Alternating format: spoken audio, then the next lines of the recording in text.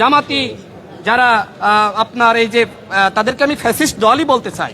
তবে আমরা লক্ষ্য করছি বাংলাদেশে যারা এই গণঅভ্যুত্থানের কারণে বিরোধী দল হওয়ার সুযোগ পেয়েছে, যারা নতুন দল গঠনের সুযোগ পেয়েছে, তারা নানানভাবে এই রাষ্ট্রের যে নতুনভাবে পথ চলা এবং মাননীয় প্রধানমন্ত্রীর যে পুনর্গঠনের স্বপ্ন, সেই স্বপ্নকে ব্যাহত করার জন্য অনেকে চক্রান্ত করছে।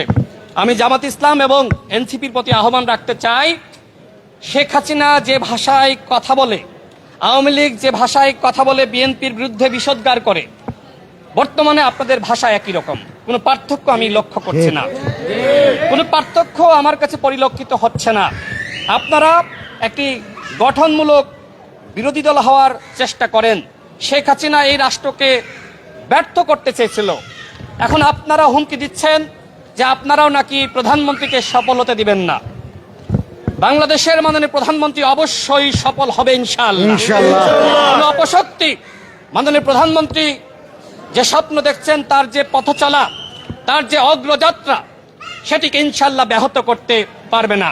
এদেশের তরুণ সমাজ, এদেশের শ্রমিক সমাজ, এদেশের সাংবাদিক সমাজ, এদেশের শিক্ষিত সমাজ, এদেশের ছাত্র সমাজ বাংলাদেশের মাননীয় প্রধানমন্ত্রী জনাব তারেক রহমানের সাথে আছে ইনশাআল্লাহ।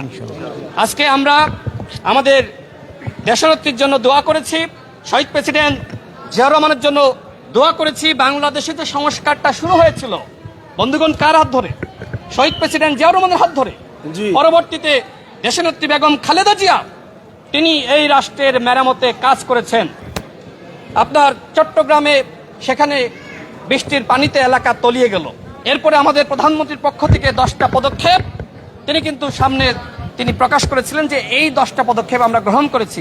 11 নম্বর কি, 12 নম্বর কি, 13 নম্বর কি হতে পারে, সেই পদক্ষেপগুলো আপনারা দেখাতে পারতেন, দেখিয়েছে, বরং উল্টো সমালোচনা করেছে।